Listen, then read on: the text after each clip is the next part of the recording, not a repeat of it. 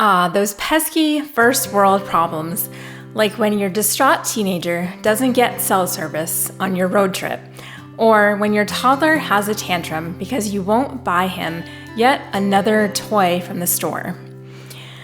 Moms are raising kids with more luxuries than we had when we were growing up. Life is certainly hard, and growing up will always have its aches and pains, but in a generation that is full of materialism and entitlement, how do we tactfully and effectively teach our kids an appreciation for what they have? I'm Marisa from Call to Mothering, and I encourage and equip moms who are raising toddlers to teens.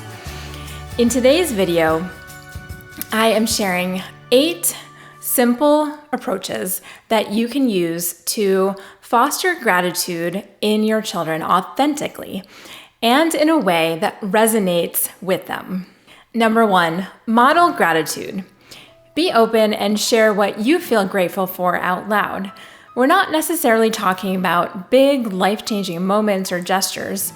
Regular, everyday moments of gratitude can be really powerful, and they can illustrate the points that you want to make. And most of all, they add up. You don't even have to use the word gratitude. Just share how you feel in a way that your kids can relate to.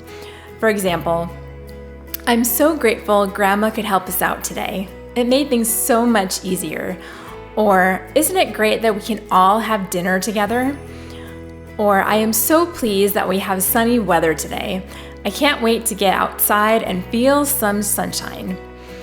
There is this saying that goes, children become what they behold. If you show thankfulness on a regular basis, your kids are likely to catch this attitude. Likewise, if you're complaining about things a lot, it's unlikely that your children will be appreciative. So, pay attention to how much you complain in front of them about the weather, about how the day is going, about the housework, about just life in general that isn't going the way that you expected. Then make a deliberate choice to choose joy. Being thankful doesn't come naturally. It's something that we have to fight for. But if we model gratitude, our children will follow suit. Number 2, create a culture of thankfulness. Another way to foster gratitude is to introduce a regular habit which encourages thankfulness in day-to-day life. For instance, you can go around the table at dinner time and have each person share 3 things or 3 moments from their day. It can be a moment that left them feeling joyful, amazed them, or made them laugh. Or, while you're all outside, play a simple game that helps your children take notice of the beauty in God's creation and the wonder in the little things around them. Mix up an otherwise ordinary afternoon by telling them to find 3 neat things in the garden, or locate a beautiful flower or a cool insect, or even spot fun cloud shapes. Number 3, schedule acts of service.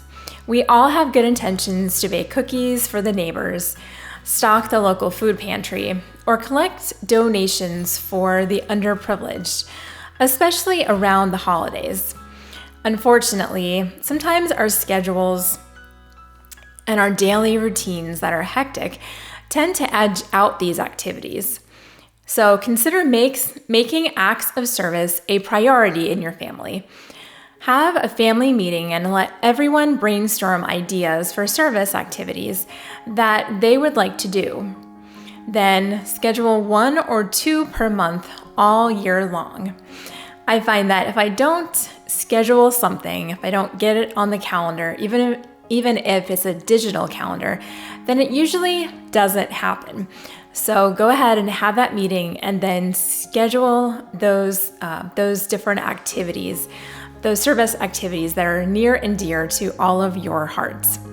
Maybe your 4-year-old cat lover would love to volunteer at the local animal shelter. For Thanksgiving, your teen may suggest visiting and entertaining the elderly at your local senior center. You can even go to the park and collect trash together. It doesn't have to be an elaborate gesture in order for them to learn the value of and the blessings that stem from serving others. It's such a joy to put others before themselves, and we want our kids to take this in for themselves and really understand that it is joyful to put others before themselves. When we make time for these simple yet profound contributions, the benefits are huge, and our kids develop a stronger sense of community. And they also experience, like I said, the joy that comes from making a difference in someone else's life. And ultimately, they'll feel more grateful for what they have. Number 4, teach fortitude. Gratitude is dependent upon 2 other virtues: fortitude, which is coping with challenges, and optimism, which is seeing the bright side of things.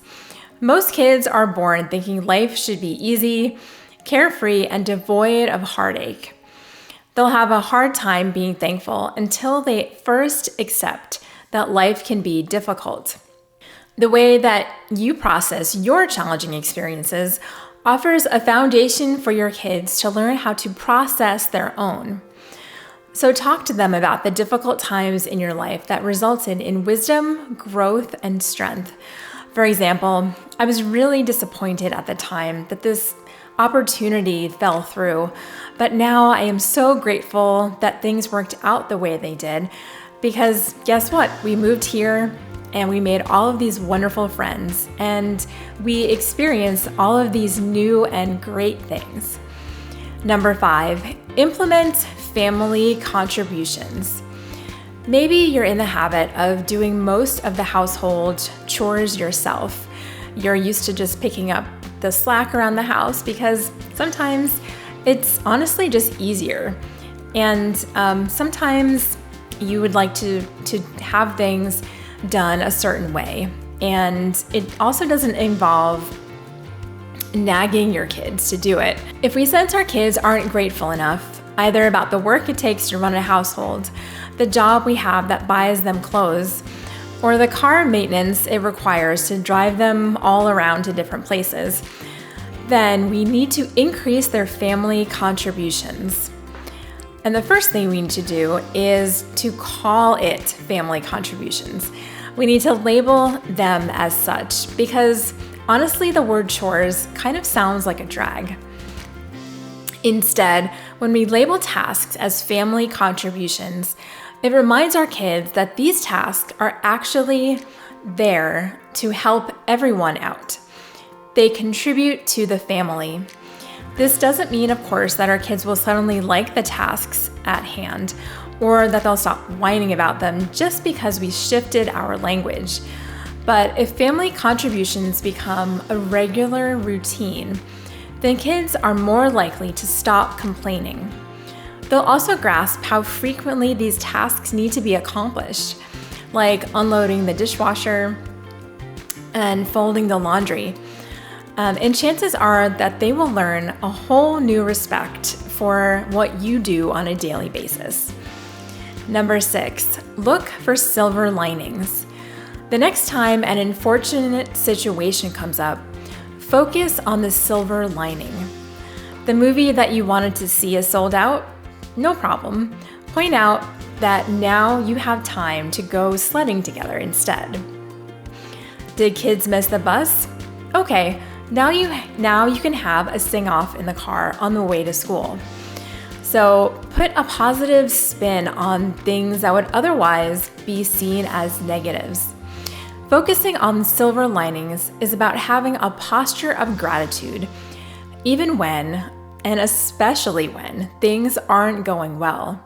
Your children are going to have endless ups and downs along their life journey, and if they don't learn to weather these downs with some optimism, then they are going to struggle much more than necessary. And even though you want to mention the bright side of things, just be careful not to turn lessons into sermons or lectures. Otherwise, your kids will just tune you out and they will stop listening. Number 7, give encouragement for effort instead of superficial, flowery praise. It seems like a good thing to praise our kids, right? Tell them how smart or funny they are, all in an effort to convey our love and support. But the interesting thing is, excessive praise doesn't make kids grateful.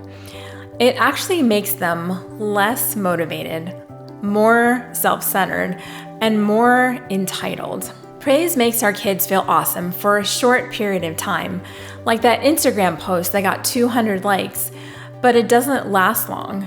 This is mainly because praise doesn't encourage more important abilities like hard work, perseverance, or appreciation for what it really takes to do well in school or sports. Sure, many kids are born with high intelligence, natural talent, and even trust funds so that they might not have to work as hard for things in life. But for the most part, kids and adults need to put in effort for a desired outcome. If we encourage our 10-year-old musical prodigy by saying, "I'm so pleased you practiced your violin so much this fall. That's why your recital was such a huge success," instead of saying, "You're so amazing. I'm just so proud of you," then she will appreciate that it was her effort that really paid off and not her natural skills. She'll be less likely to take her hard work for granted and be all the more grateful for what she achieved. And lastly, remove rewards. Rewards are a lot like praise. They give kids a short-term hit of happiness, but they don't produce long-term motivation. A 5-year-old kid who gets a lollipop for being helpful every time we take him to the grocery store isn't going to be thankful for the food that we're buying for his survival. His helpful behavior will be based solely on that quick, instant gratification for the yummy lollipop. He'll still have to help during grocery trips if you remove the reward, but you can make it fun and useful.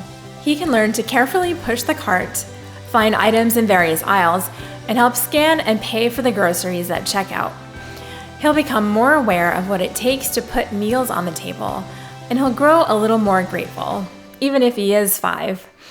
And the best part is, it didn't take bribery to earn his cooperation.